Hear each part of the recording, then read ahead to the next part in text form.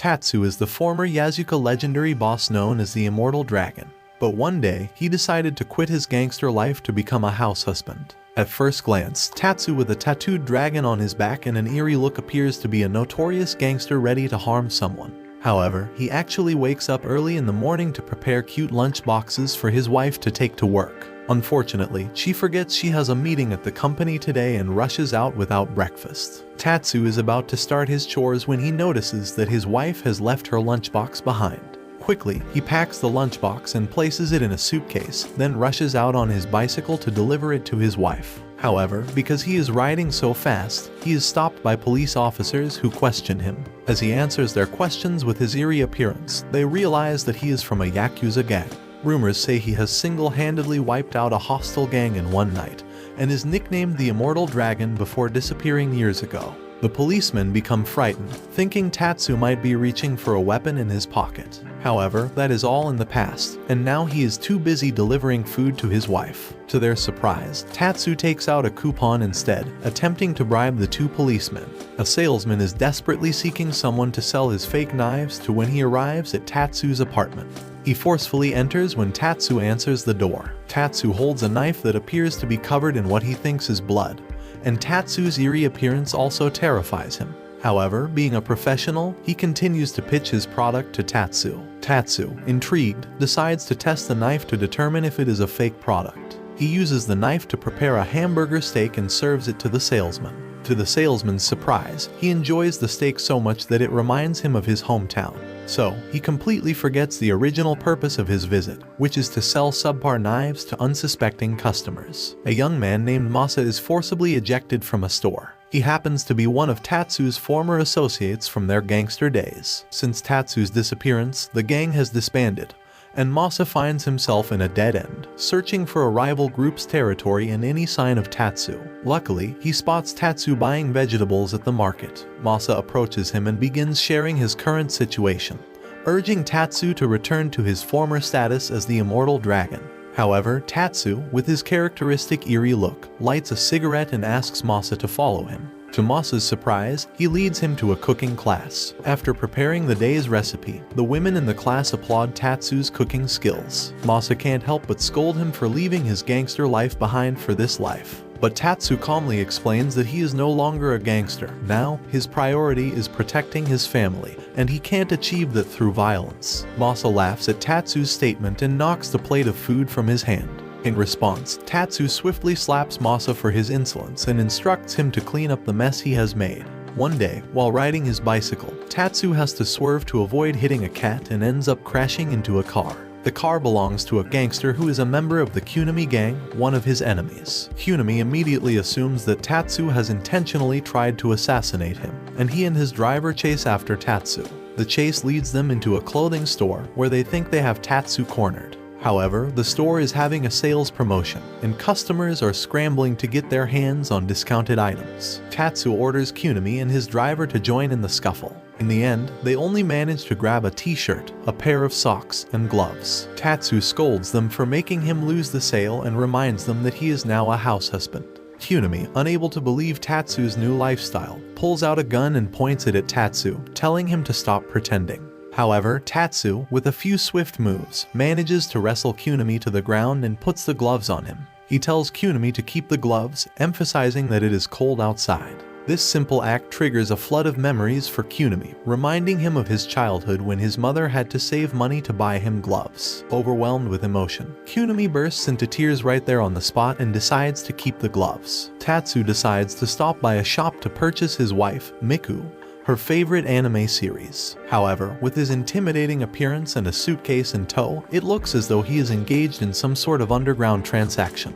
Later that night, Miku returns home from work, only to be met with Tatsu thoroughly checking her body as if she were a criminal before allowing her to enter the house. To her shock, she finds the house filled with decorations. Tatsu has orchestrated the entire setup to celebrate her birthday, but it has the distinct ambience of a Yakuza-style celebration. Even when he sings the birthday song, his facial expression remains menacing, creating an eerie atmosphere. Tatsu then presents Miku with a gift, which turns out to be the anime series he had purchased earlier. Grateful for the gesture, Miku thanks him but reveals that she already owns that particular series. Tatsu feels deeply disappointed in himself and wants to cut off his pinky finger as a gesture of contrition. In her panic and disbelief, Miku reacts by punching him, which sends Tatsu flying through a glass window like a bird. The next day, Tatsu receives a phone call from Miku, who informs him that the landlady is coming over. To ensure that everything is clean, he brings out the automatic vacuum cleaner to do some work. He monitors the machine and is impressed that it can clean the floor properly. After realizing that the machine is reputable, he entrusts the area to it for vacuuming but scolds the machine when he realizes it can't reach the corners. He proceeds to clean the corners and the remaining areas because he always wants everywhere to be spick and span.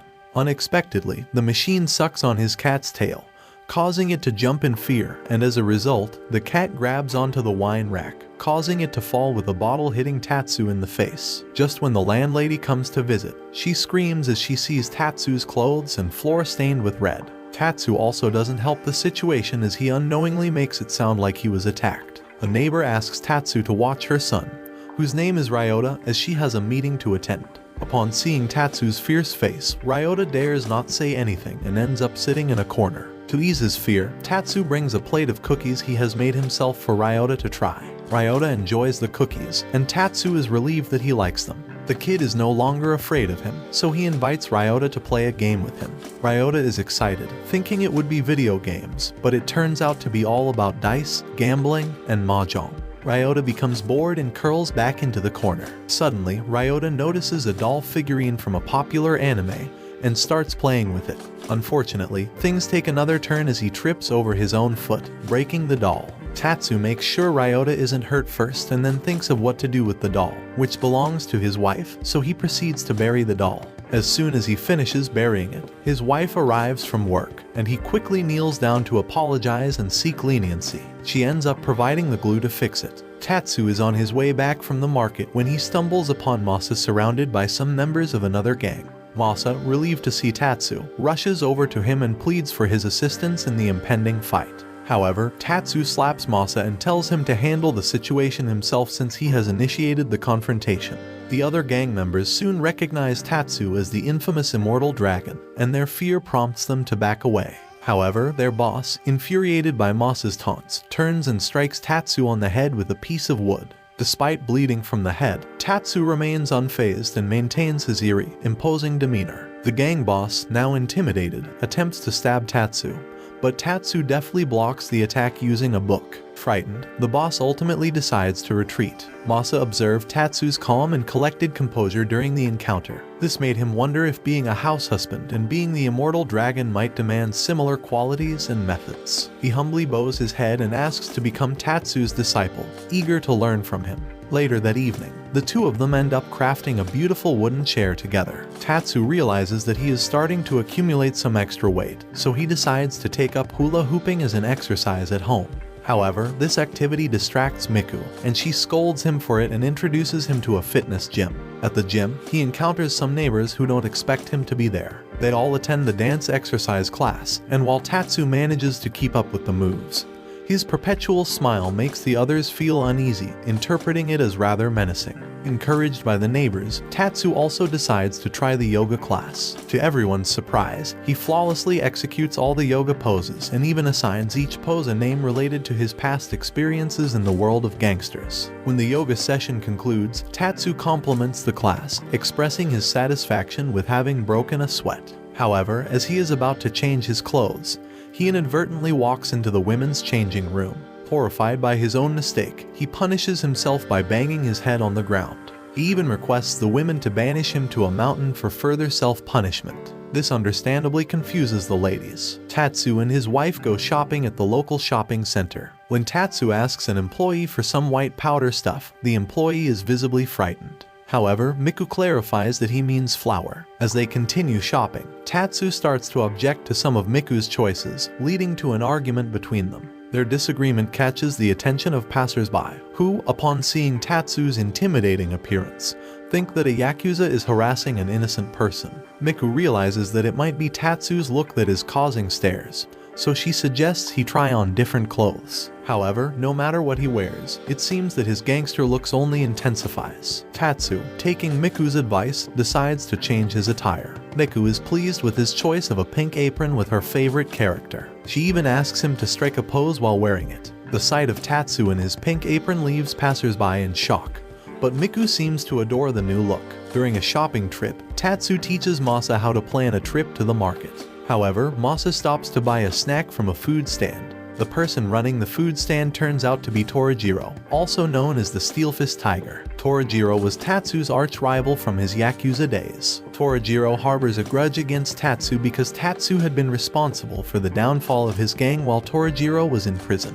In a moment of intense rivalry, Tatsu agrees to a showdown with Torajiro. However, the legendary showdown is not a physical fight but a cooking competition to test their culinary skills. As the two former gangsters face off in the kitchen, they prepare delicious dishes and then take the perfect photos to showcase their creations on Instagram. After 2 hours, Tatsu emerges as the winner with 1 like on his picture, while Torajiro's dish receives no likes at all. A few days later, Tatsu goes car shopping with his wife. Miku loves every car they are shown, but her husband always criticizes the cars, saying they aren't good for shopping or are gas guzzlers. What he liked was a pickup that met all their needs without consuming gas and was easy for shopping trips. However, for ladies, appearance is very important, so Miku doesn't like this car at all.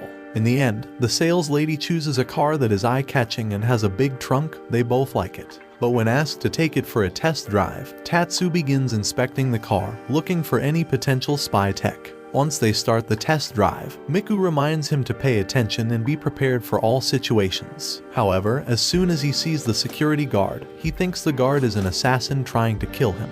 While driving away to avoid the supposed assassin guard, he sees an old man passing by, and he also thinks the old man is an assassin aiming a missile at the car. In the end, he realizes the scenarios aren't real and abandons the idea of purchasing the car. One day, Tatsu stops by Masa's house to visit. Tatsu isn't pleased with the heap of laundry in the house. It probably hasn't been washed in a month. Masa is about to throw them all in the washing machine when Tatsu slaps him, saying he is doing it wrong.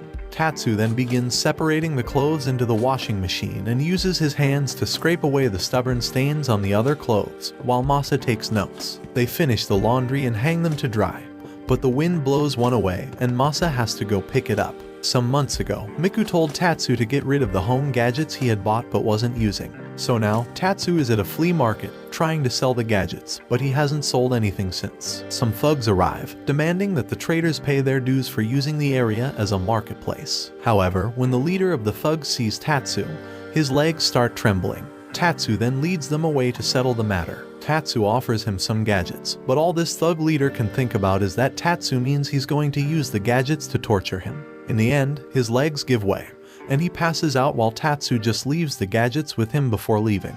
One day, while he is watering the plants, 2 policemen watch him, assuming he must be growing illegal plants. After a while, they see him carrying a shady briefcase and leaving the house. The policemen immediately follow him. A moment later, they see him discreetly giving a small bag to Masa. To gather more evidence, they follow the two into an alley and see them enter a small store with a closed sign. One of the policemen immediately rushes into the store with the intention of catching them red-handed. However, it turns out they are just celebrating the chairlady's birthday. That small bag, which they thought contained prohibited goods, actually contained some basil leaves. The suitcase that they thought contained money turns out to only contain a scented vase meant as a birthday gift for the chairlady. The thug leader, whose legs were trembling when he saw Tatsu, was still angry about the whole situation. So, he trained his legs and took supplements so they would be strong and not tremble again. But when he went out to take revenge, immediately he saw Tatsu from afar, his legs buckled, and he fell to the ground. Tatsu has been very active lately, joining the housewives to play volleyball. On this day, the housewives team was scheduled to play against another team. But they didn't expect the bear team to be there. They were actual gangsters. The match began, and Tatsu, with the help of everyone, tried to outweigh the other team.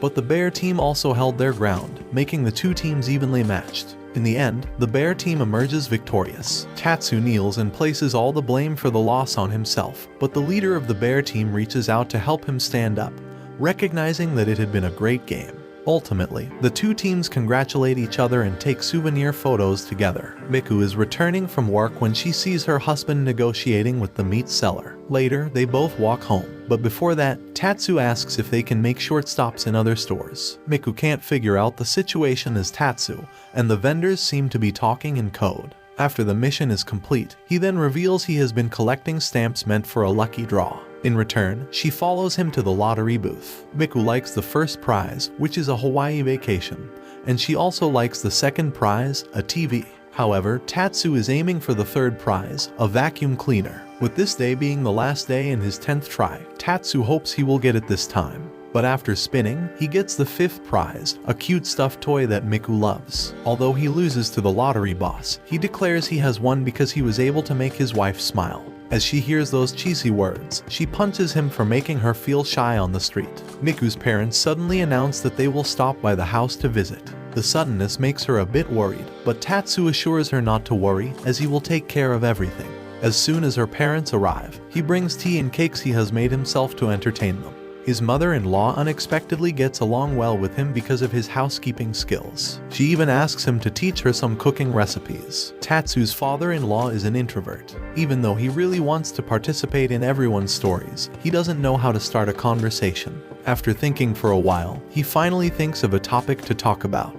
But Tatsu doesn't seem to understand what his father-in-law really means. In the end, he invites Tatsu to play catch ball with him because he is hoping that if he had a son, he would have played this game with him. They head to the park to play ball, with the father-in-law hoping to build his bond with Tatsu. Tatsu doesn't understand how to play catch ball. Instead of throwing the ball back, he runs to his father-in-law to return the ball like a dog would do with his master when told to fetch it. The father-in-law gives up, and when Tatsu asks, the father-in-law explains how catch is played. However, right at the first shot, he is thrown into the tree by the force of Tatsu's throw, leaving him impressed. Miku has just returned home from work to find Tatsu sitting amidst a chaotic scene. She hears him claim that a stray bullet has come from behind, but it turns out that there isn't actually a bullet, it's a roach. Tatsu had grabbed an insect spray, but unfortunately, the can is empty. The roach is still alive and has taken to the air, flying around.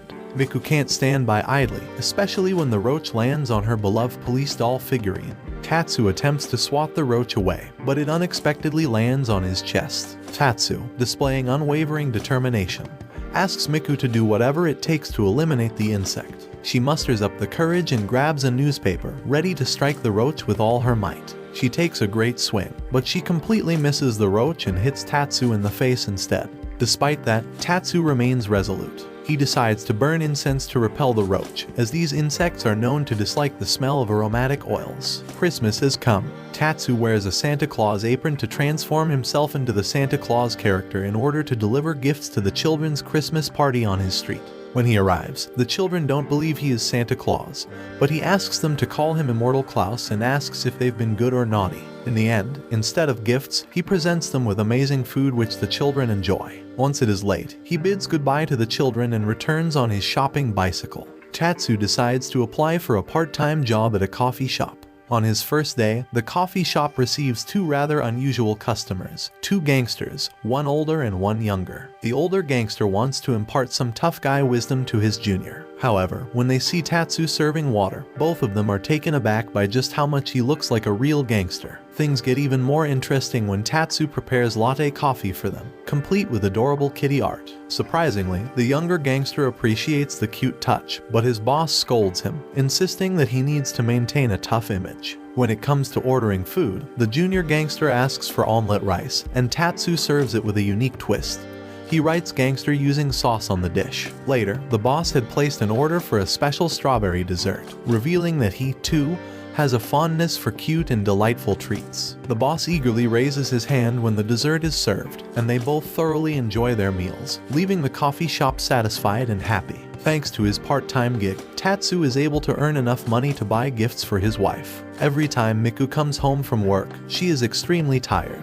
Today, Tatsu makes a feast of energy-boosting foods to nourish his wife. After eating, he also prepares citric acid and lemon juice to make lemonade for her, as it relieves fatigue very well. He even helps his wife with a massage to make her as comfortable as possible. However, being taken care of too much makes her feel uncomfortable, although she is no longer stressed. She decides to throw everything out and take a shower, which is the most refreshing option. Meanwhile, Tatsu treats himself to the same massage and some lemonade. One time, when he goes to the supermarket, he meets Hibari Torii, who is also from a rival gang. She recognizes the legendary immortal dragon from the past, but seeing the two famous figures from the gangster world now wearing aprons makes the encounter awkward. Since the Torii's gang has disbanded, Hibari and some men from the clan decide to work in a supermarket to survive. But having lived as a wealthy person all her life, she rarely gets involved in simple matters of everyday life. This lack of experience leads her to struggle with the task of labeling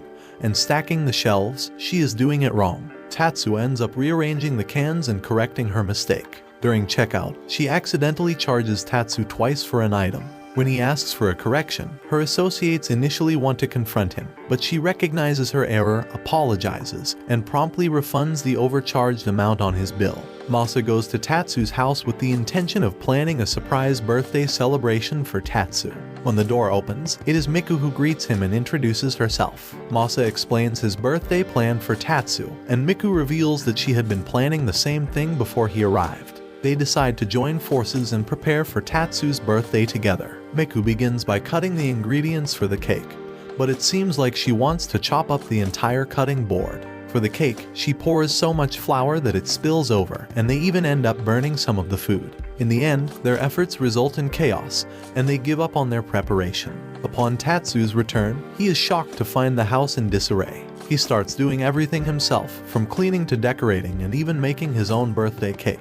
Tatsu tidies up and sings his own rendition of the Happy Birthday song, which has a somewhat dark undertone, as is his usual style. Miku and Masa then present their gifts to Tatsu. Miku gives him a necklace, and Masa gives him glasses. Tatsu tries on both accessories simultaneously, and they both agree that the accessories suit him perfectly. Tatsu's former boss pays him an unexpected visit. Since leaving the gang, Tatsu has not crossed paths with his former boss. The two of them settle down for a conversation after Tatsu meticulously removes some dog hair from his boss's clothes. During their chat, Tatsu surprises the boss by presenting a cute sweater for the boss's dog. The boss is delighted with how the outfit looks on his pet and can't resist taking a photo with his beloved dog. Just as the boss is about to discuss the reason for his visit, some neighbors come around. One of the ladies among the neighbors points out that the boss's dog appears to be underweight. Without hesitation, Tatsu springs into action and whips up a healthy meal for the dog right there on the spot. The dog eagerly devours the meal, much to everyone's satisfaction. In the end, the boss departs without delivering the message that a higher-up wants to recruit Tatsu back into the gang. Instead, after witnessing Tatsu's new life and contentment, he simply remarks that Tatsu is exactly where he is meant to be. One morning, while Tatsu is shopping, Miku rushes up to him in a state of panic, urgently pulling him away to come see something.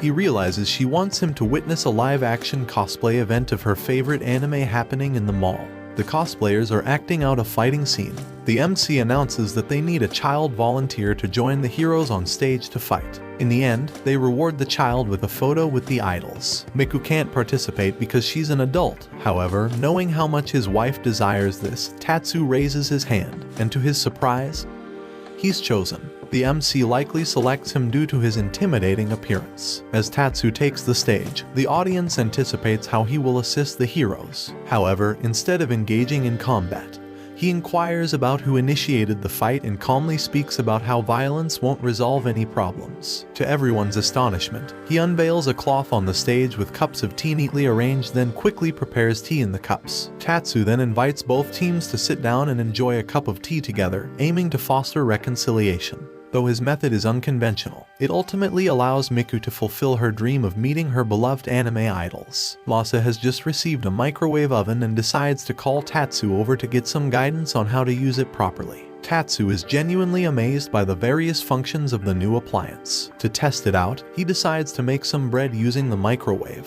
With enthusiasm, Tatsu gathers all the necessary ingredients and begins preparing the dough. He kneads it with all his might. When he asks Masa to fetch some plastic wrap to let the dough rest, Masa accidentally trips on a wire while searching for the wrap, causing the microwave oven to tumble to the ground. Sadly, the microwave is damaged in the fall. Despite this mishap, Masa promptly apologizes to Tatsu, who reassures him that it's alright. Tatsu pulls out a rice cooker, selects the necessary settings, and uses it to bake the bread. After an hour and a half, the bread, shaped like a bear's face, is a success. Tatsu decorates the bread and Masa, amazed by the bread, can't wait and attempts to take a bite. However, the bread is scorching hot, causing him to toss it directly onto Tatsu's face. While Tatsu is outside, drying some clothes, he suddenly notices smoke coming from his neighbor Bob's house. Worried that there might be a fire, Tatsu hurries over to investigate, only to discover that Bob is actually grilling meat on a barbecue indoors. Bob, extending a warm invitation, asks Tatsu to join him, and Tatsu eagerly accepts, ready to enjoy some delicious meat. However, as they attempt to take the first bite, the thick smoke filling the room makes it impossible to savor the meat. They have to open the door to let the smoke dissipate and then use water to extinguish the coals, clearing the air and damaging the meat. Tatsu inquires why Bob is grilling indoors, and Bob explains that he's feeling homesick and misses his dad's barbecue from their homeland, so he wanted to recreate the experience. Tatsu decides to take matters into his own hands and guides Bob outside to the yard to continue grilling meat. Together, they set up the barbecue, grill the meat to perfection, and allow it to rest. However, their barbecue adventure takes an unexpected turn when the police arrive and inform them that it's illegal to barbecue outdoors. In a selfless act to ensure Bob can enjoy the meat he's been craving, Tatsu blocks the policemen from disrupting the barbecue. But despite his efforts, when Bob finally prepares to eat the meat, he can't bring himself to do it because it's cooked on the rare side, resembling sushi rather than a traditional barbecue. Miku receives a ticket from a friend at work to attend a farm-themed park and invites Tatsu to join her. Initially, Tatsu is reluctant because he doesn't believe the park is suitable for their ages, but he eventually agrees to accompany her. They spend the day at the park, taking pictures, visiting animal petting zoos, and exploring the various fun attractions. As hunger strikes Miku, Tatsu mentions that the food at such places is usually expensive and reveals that he has packed lunch for both of them in advance. Miku playfully teases him, suggesting that he seems more interested in the park than she does. This leads to a lighthearted argument, but it doesn't take long for Tatsu to open up and admit the truth. Growing up in the underground, he has never experienced a place like this, and he is genuinely grateful to Miku for giving him this opportunity. Although the couple has planned more activities for the afternoon, the rain begins to fall, showing no signs of stopping. Disheartened, they return home in the rain, their spirits dampened. When they arrive home, still in a gloomy mood, they decide to retire for the night. A few days later, the couple is relaxing at the beach, with Tatsu trying his hand at the watermelon smashing game. After successfully smashing the watermelon and enjoying it, suddenly out of nowhere, a stray volleyball comes hurtling toward Tatsu and smacks him in the face. To his surprise, it turns out to be the bear team that he had played against alongside the housewives some days ago. The bear boss, recalling Tatsu's previous loss, offers Tatsu a rematch, offering to face off any day he chooses. When Miku gets wind of this, she doesn't hesitate to scold Tatsu, reminding him that he is a man and urging him to seek an immediate rematch. She enthusiastically drags him over to the bear team and announces their desire for a rematch. Both sides play with great enthusiasm, with Miku even shouting the names of serving techniques to motivate herself and encouraging Tatsu to do the same. As the game intensifies, a powerful shot from the bear boss is about to strike Miku. Tatsu knows that his wife won't be able to block the shot, so he rushes forward and uses his body to shield her from the incoming volleyball. The ball has not yet hit the ground, and Miku, determined to keep it in play, acts as a springboard for Tatsu to make the decisive shot. But before he can fall to the ground, his wife catches him in her arms. With the combined strength of husband and wife, they emerge victorious in the match, leaving the bear team stunned. Torajiro came to the realization that his crepe business wasn't doing well, so he decides to switch to making tapioca milk tea, following the trend since that's what people are buying.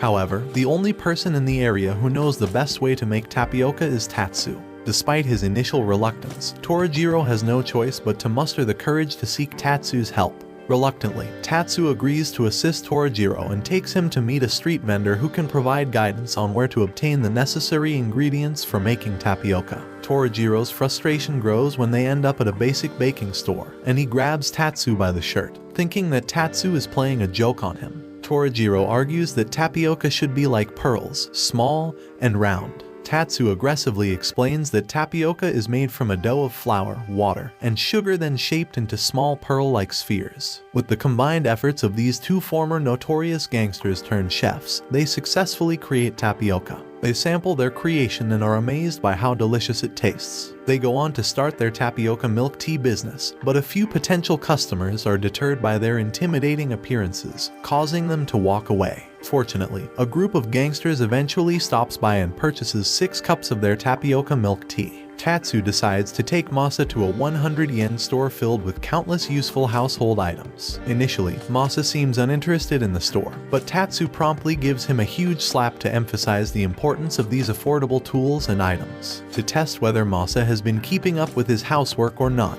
Tatsu starts quizzing him about various household items in the store. When Tatsu points to a lint filter for the washing machine, Masa confidently claims it's a convenient insect-catching net. However, as Tatsu continues to ask about different items, such as an apple slicer, Masa's answers grow less accurate. He refers to the apple slicer as the handle of something and makes similar mistakes for other items. After this round of questioning, Masa has to admit that he hasn't been actively involved in housework lately. Tatsu, being understanding, assures Masa that it will take time to get used to it and then hands him a bunch of 100 yen items to take home, intending to make household chores easier and more manageable for him. One night, while Miku is sleeping, she hears the sound of chopping and slashing coming from their room. Curious, she gets out of bed and sees Tatsu working intensely on something.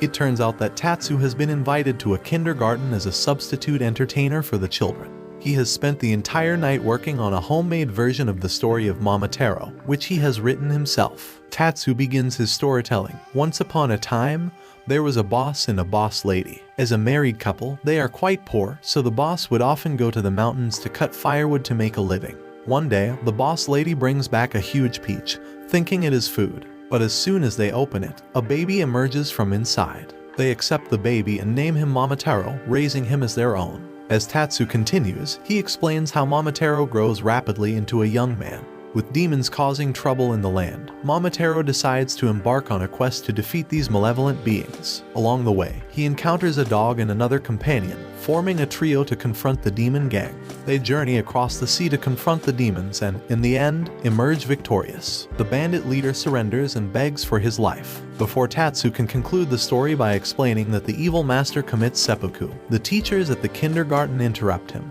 They opt for a more cheerful ending to the tale for the sake of the young audience. Tatsu finds himself sitting and chatting with a group of housewives at a cafe. He shares stories about his past and the numerous overwhelming tasks he had undertaken during his days as a gangster. However, as he recounts his tales of heavy work, the ladies at the table mistakenly believe he is referring to Miku ordering him around. They think she is a formidable and demanding wife. To make matters more confusing, when Miku calls and requests udon noodles for dinner, she gives Tatsu specific instructions on how she wants them prepared.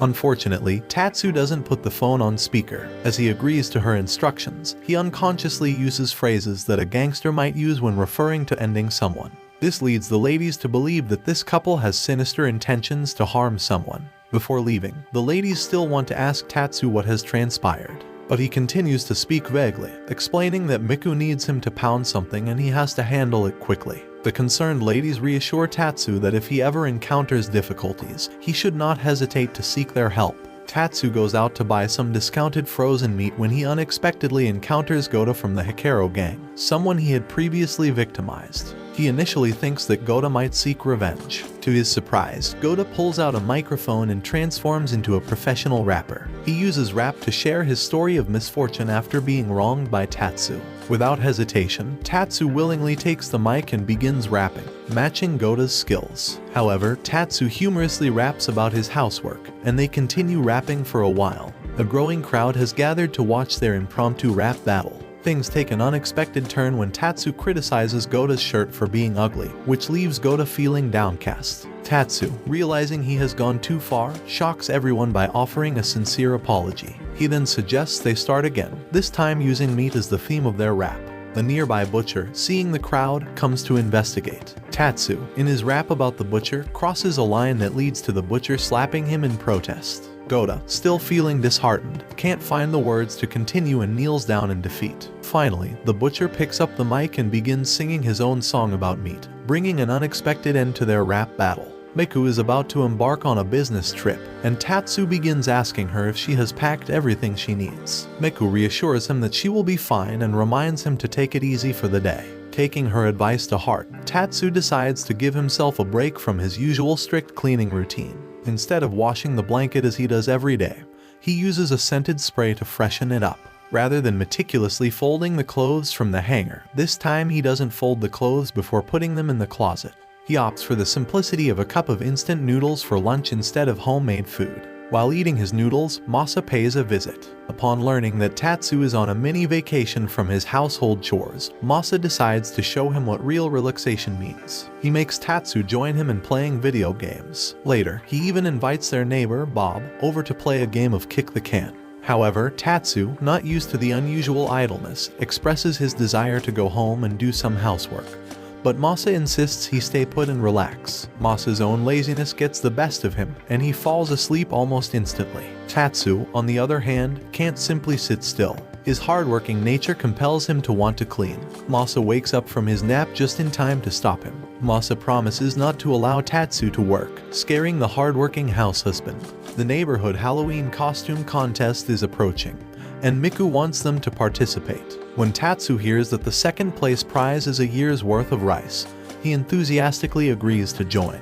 As they prepare for the contest, they realize that other gang members, including MS, Toriai and Torajiro, are also after the coveted prize of a year's supply of rice, while Miku has her eyes set on the hot spring trip for the first place winner. As the Halloween festival commences, the Toriai family kicks things off with an impressive speed calculation game, with big sister Toriai's lightning-fast typing skills. However, her speed is so remarkable that it seems the tangerine season will end before she finishes. Next, Torajiro dresses as a victim of numerous stabbings, but his gruesome appearance leads to his quick removal from the stage. Masa arrives late, causing him to be skipped over, and they move on to the fourth contestant, the Tatsu couple dressed as pumpkins. They make pumpkin-shaped cookies on stage as their performance, even resorting to bribing the three judges with the cookies, but victory eludes them. Ultimately, the ninth contestant, a cute little girl dressed as a bat, takes home the prize, and none of the gang members wins the coveted second place prize. The Tatsu couple decides to enjoy a buffet meal, and Tatsu is determined to make the most of their money's worth. Tatsu carefully calculates how to satisfy his stomach without overeating.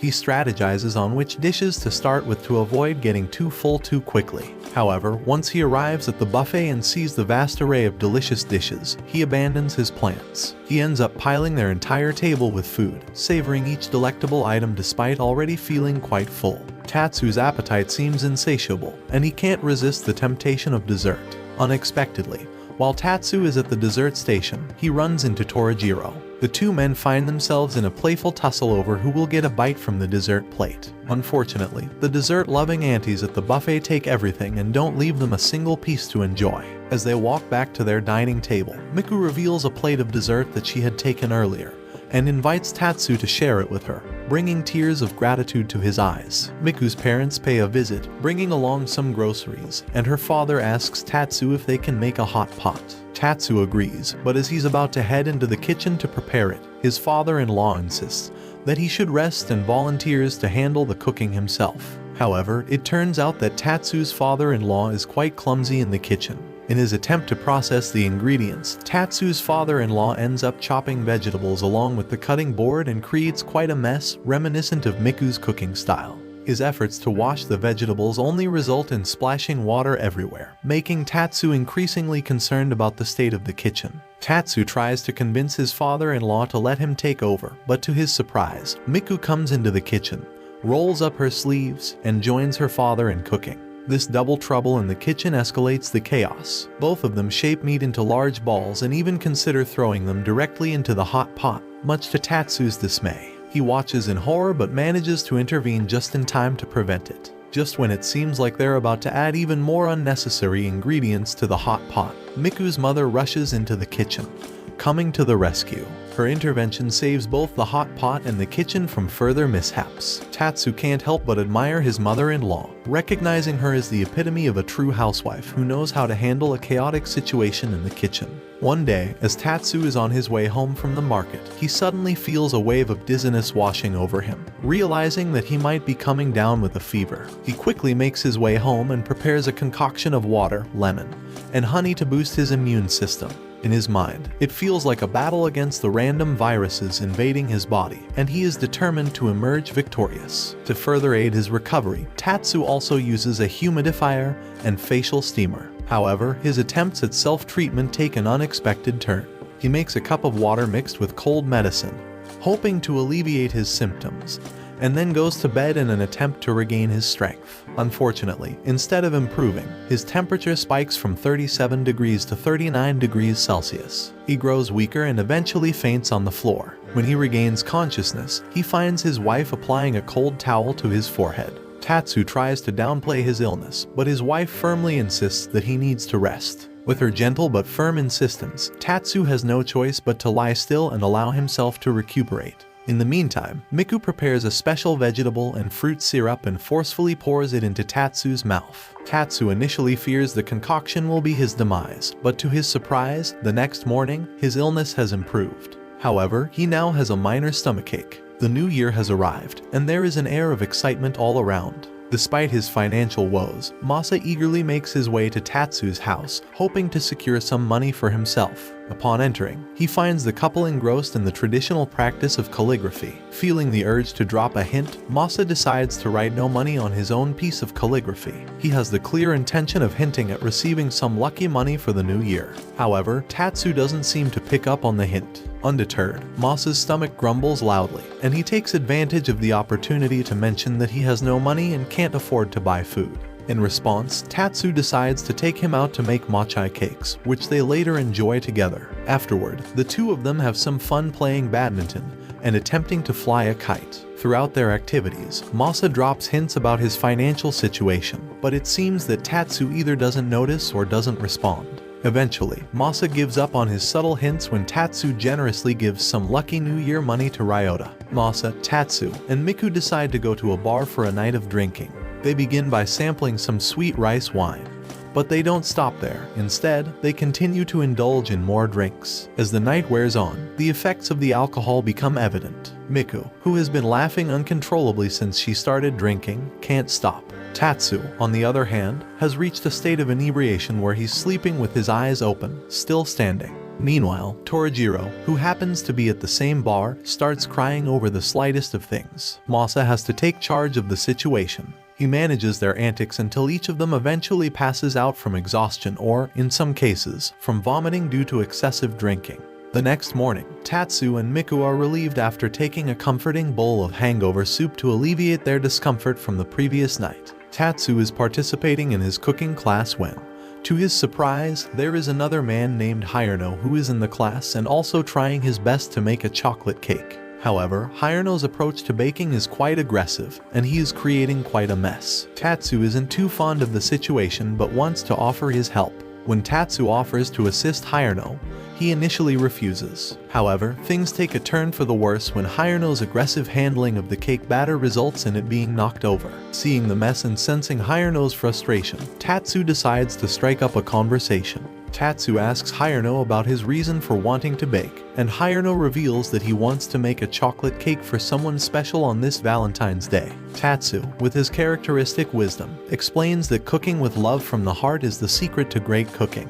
He then decides to lend a hand to help Hayano complete his cake while also finishing his own cake for Miku. It turns out that Hayano has actually baked the cake for his boss, Kunami, and not for a beautiful girl. Despite Kunami not showing it openly, he is indeed pleased to receive the cake. Miku has a friend named Yuriko, who is a housewife but struggles with managing her expenses wisely. Miku recommends her husband, Tatsu, as someone who can help with financial matters, so Tatsu gets involved in assisting Yuriko with her financial situation. First, Tatsu asks Yuriko to assess her physical well-being because they will need to use their bodies to save money. Yuriko hesitates, fearing she might be dragged into something inappropriate. But it turns out that Tatsu simply wants her to use her bicycle to take advantage of cheaper deals at the supermarket. Next, Tatsu teaches Yuriko how to save water in her household, from washing dishes to flushing the toilet properly. He provides detailed instructions, leaving no aspect untouched. When it comes to cutting off, Yuriko misunderstands, thinking he wants to cut something off physically.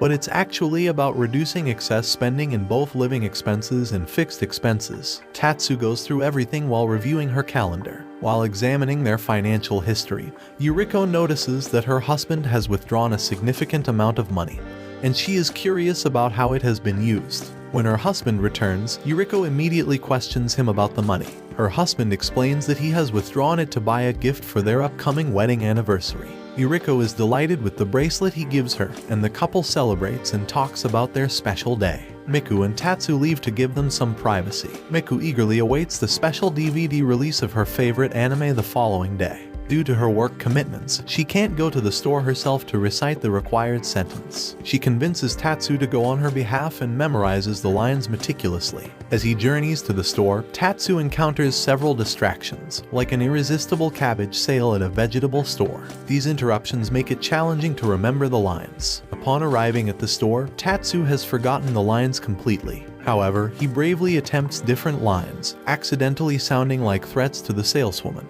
Fortunately, another customer arrives and recites the correct line, jogging Tatsu's memory. With the DVD secured, this customer mentions an opportunity to obtain a special card by reciting another line at a different toy store. Intrigued, Tatsu joins him in this quest. Regrettably, they arrive too late, and the special cards have sold out, leaving the other guy disappointed. Tatsu's friend is busy with work and asks Tatsu to help take care of his dog, Kotsu. Both Tatsu and Miku fall in love with the adorable dog. Tatsu takes Kotsu outside for a walk, but Kotsu suddenly refuses to move. Tatsu finds this so cute that he can't resist taking a few pictures of Kotsu and sending them to his boss. When Tatsu's boss sees the pictures, he is so charmed by Kotsu's cuteness that he wants to rush to Tatsu immediately. However, while Tatsu is on his walk with Kotsu, he encounters Kunimi, who is also walking his own dog. The two men initially glare at each other with what seems like murderous intent,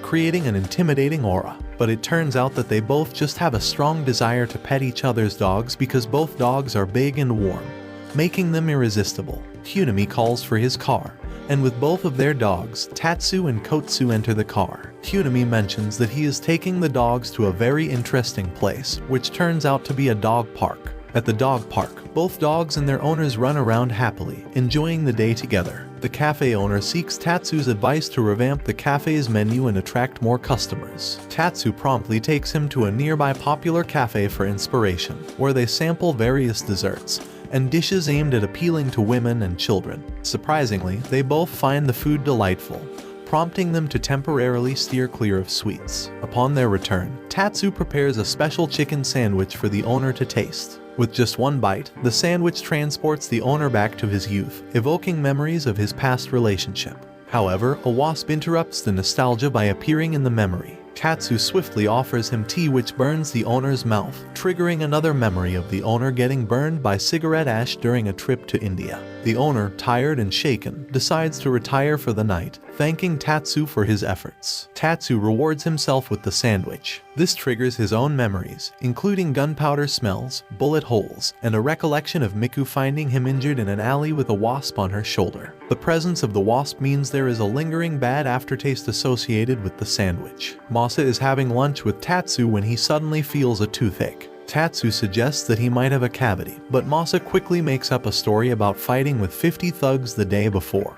which Tatsu doesn't believe for a second. After lunch, Tatsu warns Masa that ignoring a toothache could lead to the cavity getting worse. Masa tries to play it off as nothing serious and admits that he usually brushes his teeth once a day. Tatsu, however, stresses the importance of brushing thoroughly 3 times a day after meals to maintain good oral hygiene. He explains that neglecting dental care could result in losing teeth and gums, possibly requiring dentures for the rest of his life. Masa finally admits to having a toothache but confesses that he is terrified of going to the dentist due to a traumatic childhood experience. He recalls how his mother had promised to take him to buy snacks but instead took him straight to the dentist. The shock from that event had haunted him, and he still can't face going to the dentist. Despite Masa's reluctance, Tatsu doesn't take no for an answer. He gives Masa a beating and then drags him to the dentist, where Masa's dental issues are finally addressed. Ironically, Tatsu himself might also be developing a toothache. One night, Tatsu and Miku decide to watch a horror movie together. While Miku keeps getting scared, Tatsu acts all calm as if the movie isn't affecting him. However, once they go to bed, Tatsu can't shake off the images from the horror movie which keep replaying in his mind,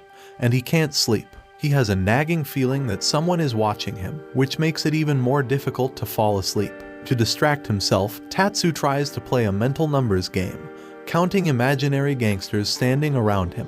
However, his vivid imagination leads to the imaginary gangsters getting into a fight. He attempts to listen to sleep sounds, but his mind keeps drifting back to thoughts of gangsters. Desperate to get some sleep, Tatsu gets up and makes himself a glass of warm milk, a common remedy to induce sleep.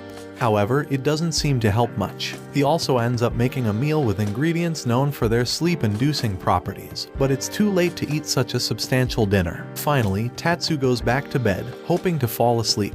Just as he's about to drift off, a loud noise startles him. It turns out the noise comes from their cat, who is using the litter box. Tatsu is assigned the task of collecting residential group membership dues by the leader of the residential group.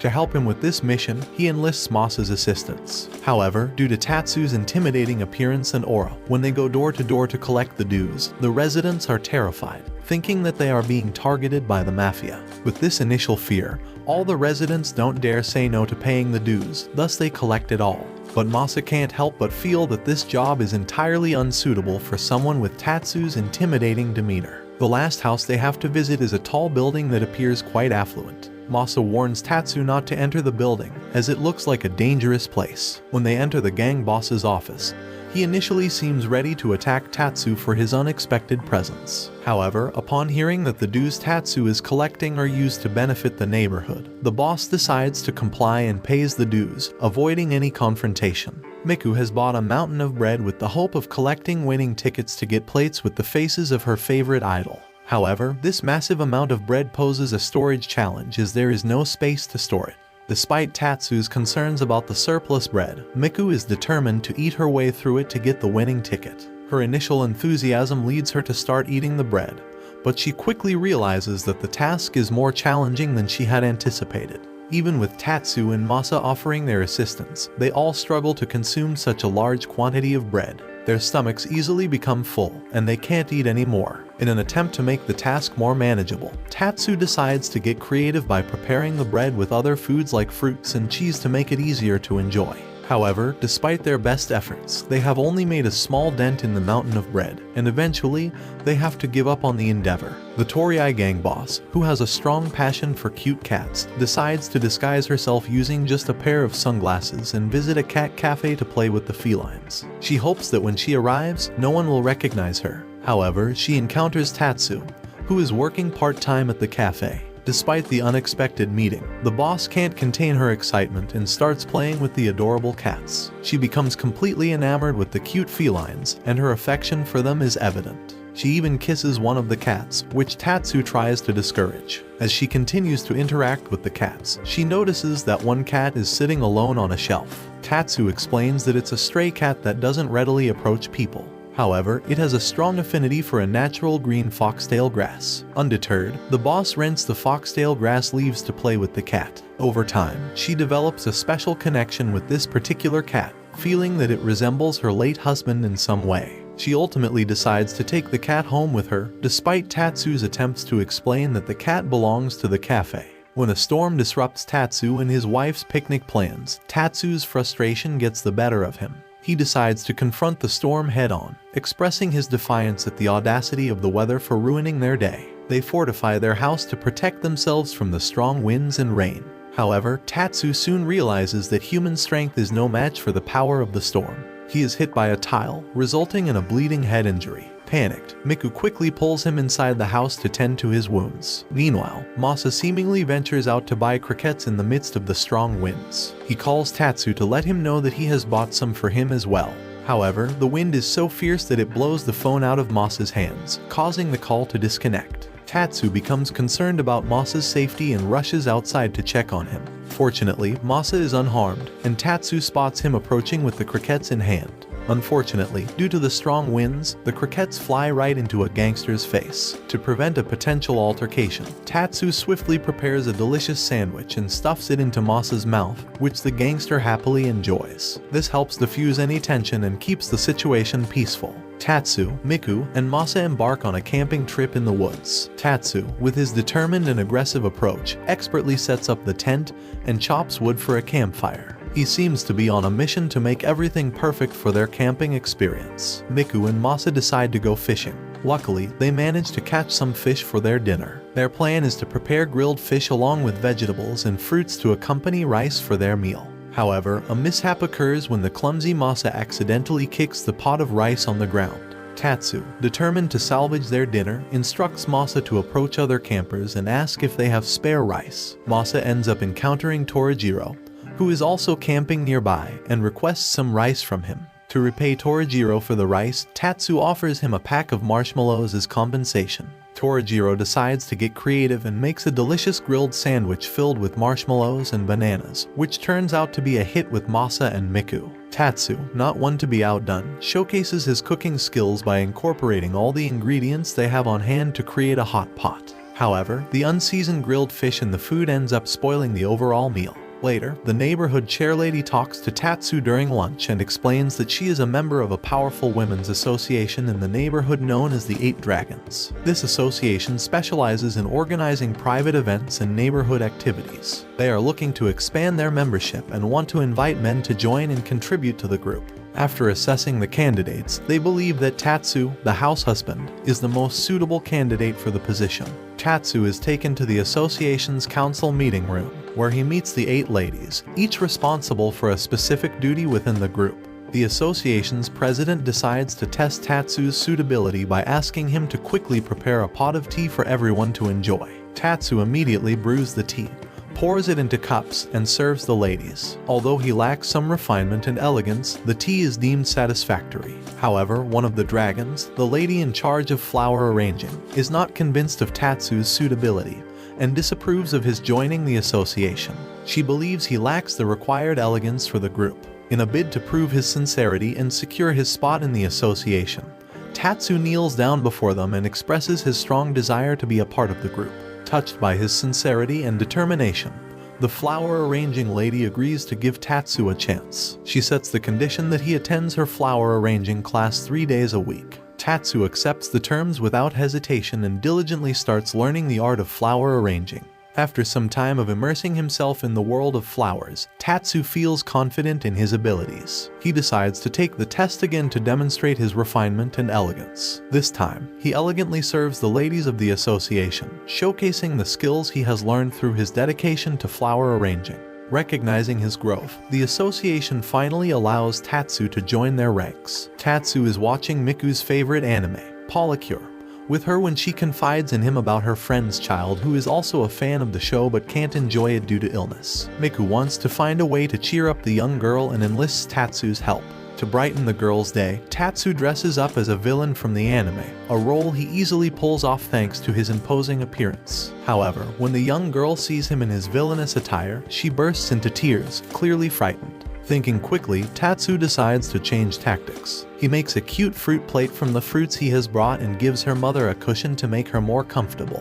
To add a touch of cheer to the room, he arranges some flowers neatly. As part of their plan to make the young girl happy, Miku pretends to be the hero Polycure, while Tatsu plays the role of the villain. They stage a realistic fight in the room, encouraging the girl to cheer them on and support the hero. However, the performance, although well-intentioned, ends up causing disruption and distress. The nurse in charge has to intervene and ask them to leave the hospital to try to force happiness upon the girl and disturb the peace of the hospital. One fine day, Tatsu's father-in-law decides to take him to a haiku club for some bonding time. At the club, his father-in-law volunteers to be the first to read his poem, and it's well received by the club members. Intrigued by the atmosphere, Tatsu decides to give it a try and comes up with a few verses on the spot. However, his poems turn out to be quite violent and far from the contemplative nature of traditional haiku. The group then moves to explore different locations, including a bridge and a romantic bamboo forest, where Tatsu continues to recite his unusual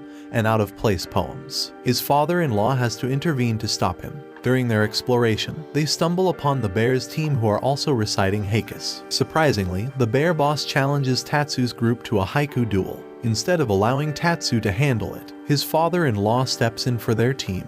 the haiku duel begins, and both sides start reciting poems inspired by their surroundings, including dragonflies and a couple in love. Tatsu and the bear's men cheer enthusiastically for their respective sides, even though the poems don't make much sense. In the end, both sides deliver an impressive poem when a cat is the theme of the poem. One day, after finishing ironing some clothes, Tatsu suddenly feels intense pain in his back, as if it's split in half. He finds it difficult to even walk and lies face down on the floor in agony. When Miku sees him in this state, she suggests that he might have thrown his back out. However, Tatsu, with his dramatic flair, insists that he has been assassinated by a sniper. Despite the pain, Tatsu stubbornly tries to pretend that he's fine and continues with his household chores. However, the pain is so severe that he can't even walk properly, let alone cook. Concerned for his well-being, Miku offers to take over the cooking duties. In the end, Tatsu decides to order food delivery to avoid the risk of Miku destroying the kitchen. However, he eventually realizes that the pain in his back is too much to bear, so Miku helps him seek medical help, which reminds him of the first day he met Miku.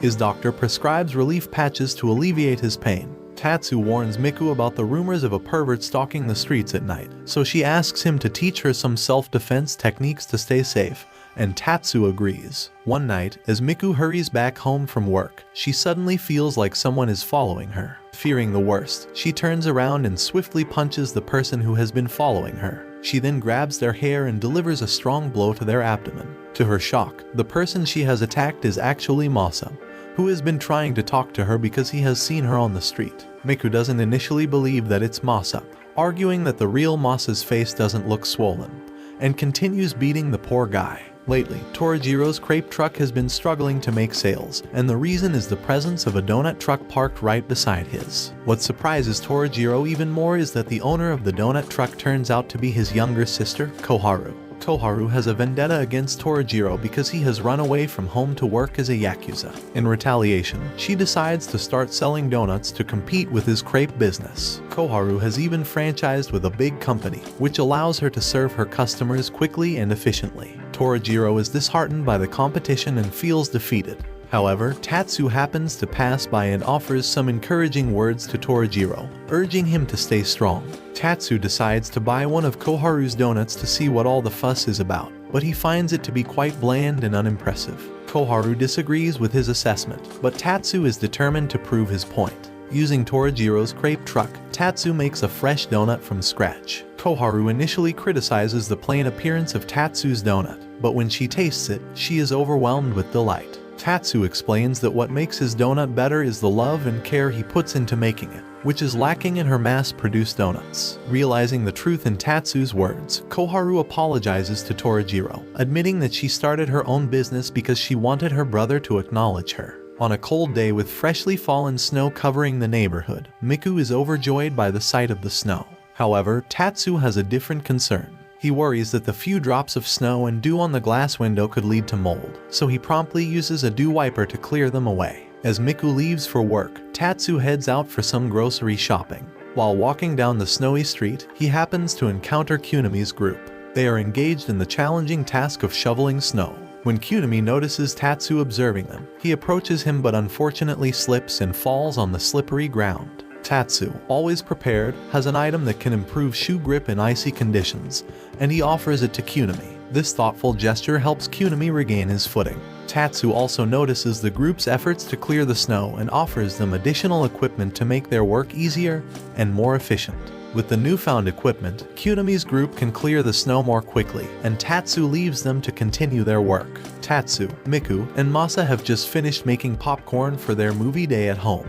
Excitement fills the air as they prepare to settle down for a film, but they quickly realize they have different ideas about what to watch. Miku is eager to indulge in her favorite anime series. Tatsu, on the other hand, prefers a slice of life series titled It's Tough Being a Guy. Meanwhile, Masa has his own unique taste, being a fan of movies that combine Yakuza themes with monstrous creatures. After an hour of back and forth discussion, they finally reach a compromise and settle on watching The Lion Queen. However, their challenges are far from over when Tatsu insists on watching the subtitled version while Miku insists on the dubbed version. This disagreement leads to another round of arguments, prolonging movie day even further. Miku finds herself in a bit of a predicament when a colleague asks her to take care of her hamster. Their home has a gangster and a troublesome cat, making it an unsuitable environment for the small pet. Tatsu decides to find a temporary caretaker for it. His first option is to ask Masa to look after the hamster. Masa has a soft spot for the little creature, but he is struggling financially and can't afford to buy food for himself, let alone a pet. Tatsu then takes the hamster to his boss, hoping that he might agree to care for it. However, his boss has a dog that needs to approve of any new additions to the household.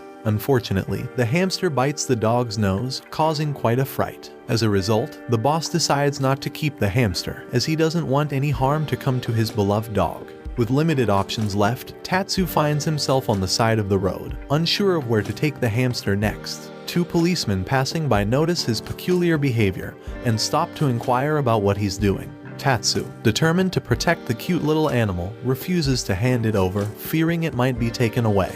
However, the policemen grow suspicious, thinking Tatsu might be hiding something illegal. They insist on seeing what he's holding, and Tatsu reluctantly reveals the hamster. To their surprise, they find the hamster incredibly adorable, and Tatsu explains the situation. Feeling sympathy, the policemen agree to take in the tiny creature temporarily. Tatsu has an unexpected encounter with Torajiro, who eagerly shares that he has found a unique product. Torajiro invites Tatsu to a meeting place over the weekend to try out this intriguing item.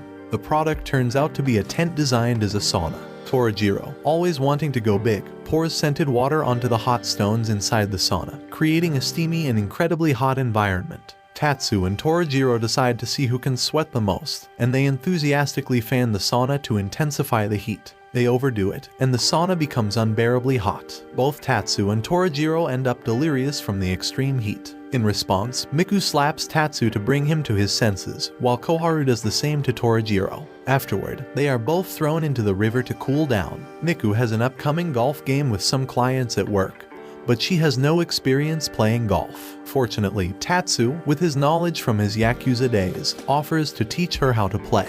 The following day, out on a golf field, Tatsu begins by instructing Miku on various golfing positions. He demonstrates how to hit the ball, and while doing so, he consistently hits sample balls, sending them a little farther each time. Tatsu then reveals a secret to Miku: when hitting the ball, never hit it farther than the boss, but avoid making it too obvious. Miku follows his guidance and practices hitting the ball. Tatsu also emphasizes the importance of complimenting the boss's shots by enthusiastically shouting, "Nice shot." They continue practicing, with Miku making progress but still missing some shots. However, their practice session is abruptly cut short when a crow swoops in and steals their golf ball. Tatsu, Masa, and some of their boss's men venture into the forest to pick bamboo shoots. Masa, lacking knowledge about bamboo shoots, attempts to harvest a large one. However, Tatsu swiftly intervenes, informing him that the taller bamboo shoots are bitter, and that they should look for shorter ones, which are better for eating. The group begins digging for bamboo shoots, but their efforts are interrupted when a troop of monkeys arrives and begins stealing the harvest. Masa, not one to back down, threatens the monkeys. However, despite their efforts, the monkeys make off with most of the bamboo shoots. In the end, the group is left with only a tiny piece of bamboo shoot to bring back, far from the quantity their boss had requested. To salvage the situation, Tatsu takes the single bamboo shoot they have and cooks it into several dishes for their boss. Fortunately, the boss enjoys the dish. Tatsu and his companions decide to dine at Mr. Chen's restaurant, which features a special menu item, spicy Sichuan hot pot. The restaurant has a challenge that if customers can finish the entire meal within 30 minutes, it will be free of charge. They are eager to enjoy the meal and win the free food reward. However, as soon as they take the first bite, the extreme spiciness of the dish hits them hard. Despite the intense heat, they can't resist the delicious flavors. Tatsu notices Masa reaching for water and warns him not to drink it, explaining that water will only spread the spiciness further instead of relieving it. Unfortunately, Miku can't bear the heat and drinks water, disqualifying herself from the challenge. Masa, too, is unable to continue. Tatsu is determined to push through and asks Mr. Chen for a large bowl of rice to mix with the hot pot, hoping it will help balance the spiciness. However, he ends up getting knocked out as well, unable to finish the challenge due to being too full. Tatsu pays an unexpected visit to Masa's house for a quick housekeeping check. However, upon entering the house, he is immediately hit by a strong musty smell that seems to emanate from the shoes and clothes drying inside. Fortunately, Tatsu has come prepared with some herbs to combat bad odors. Together, they hang the herb wreath they made in an effort to freshen up the air. However, their attempt to rid the house of unpleasant smells takes an unexpected turn when they spot a cockroach. Masa, trying to deal with the insect, picks it up with his hands. In a swift reaction, Tatsu smacks Masa hard, sending him flying out of the door. One night, the group gathers to share horror stories. Miku starts by recounting a scary situation in her office, which Masa dismisses as not truly frightening. He then shares a tale from his hometown about a group of youths who ventured into an abandoned building, only to be pursued by a tall female ghost that crawled on all fours. The story has an incomplete ending, leaving it somewhat confusing. It is then Tatsu's turn to tell a tale, and he begins recounting the curse that has befallen him recently. With a somber expression, he explains that a few days ago, he saw a TV advertisement for fresh snow crab on sale. Eager to enjoy this delicacy, he promptly ordered a brand new box, which was delivered to his home the next day. However, when he opened his freezer, he was shocked to find similar crabs that he had purchased a year ago still stored there. Tatsu can't help but wonder if he has fallen victim to the curse of the crabs he hasn't cooked. Miku and Masa, unimpressed, agree that this isn't a scary story at all but rather an example of Tatsu's forgetfulness. In the end, Tatsu cooks the crabs for them to enjoy that night. Tatsu's attempt to get Suzu, Miku's friend's picky eater daughter, to eat vegetables takes a rather unconventional turn. When Tatsu arrives at their house, he realizes that Suzu has a strong aversion to vegetables. He decides to prepare dishes that hide minced vegetables to sneak them into her diet. However, Suzu's sensitivity to vegetables surprises Tatsu. She can detect the presence of vegetables just by smelling the food. Faced with this challenge, Tatsu resorts to storytelling. He takes out a carrot and spins a tragic tale about a carrot that was rejected and shunned by children. The carrot then pleads that they allow him to be mixed into curry since children love curry, and this way, they might end up liking the poor carrot. It seems like the story is working, and Suzu is starting to show interest. But Tatsu decides to add some gory details to the carrot's fate in the curry, ultimately ruining his own attempt to get Suzu to eat vegetables. Tatsu decides to help the landlord by weeding the lawn and enlists Masa's assistance in the process. Masa ends up with bruised hands from the aggressive grass while attempting to pull the weeds. To improve their efficiency and protect Masa's hands, Tatsu provides him with specialized gloves. With the right tools in hand, they manage to do a much better job. Tatsu goes a step further by creating a homemade weed killer using vinegar and detergent to attack the weeds at the root. His method resembles a gunfight, where he sprays the weed killer like a cowboy. In the end, their hard work is rewarded when the landlord comes to offer them refreshments as a token of appreciation for their efforts. Tatsu encounters Ryota and another boy having a heated argument about whether rhinoceros beetles or stag beetles are stronger. Tatsu joins the conversation, siding with the rhinoceros beetle as the stronger insect. However, Torajiro suddenly appears and argues in favor of stag beetles being the strongest. Rather than resolving the dispute, Torajiro's intervention turns the discussion into a fierce battle between the two hoodlums, who set a date for their respective beetles to have a physical fight to determine the superior insect. When the day of the beetle fight arrives, the two beetles engage in combat, but the outcome remains inconclusive as both beetles end up flying away. Tatsu notices that the small shops in his neighborhood are struggling due to the competition from the nearby shopping malls. In an effort to help these vendors, he came up with the idea of opening a street vending stall. His stall features knives, and Tatsu immediately demonstrates how sharp they are to attract customers. Surprisingly, people are drawn to the knives and start gathering around the stall. Additionally, he also assists a clothes vendor in selling anime merchandise. Despite initially haggling for a better price, a young customer eventually purchases the merchandise, making it a win-win situation for both parties. Watch this next video. See you on the next one.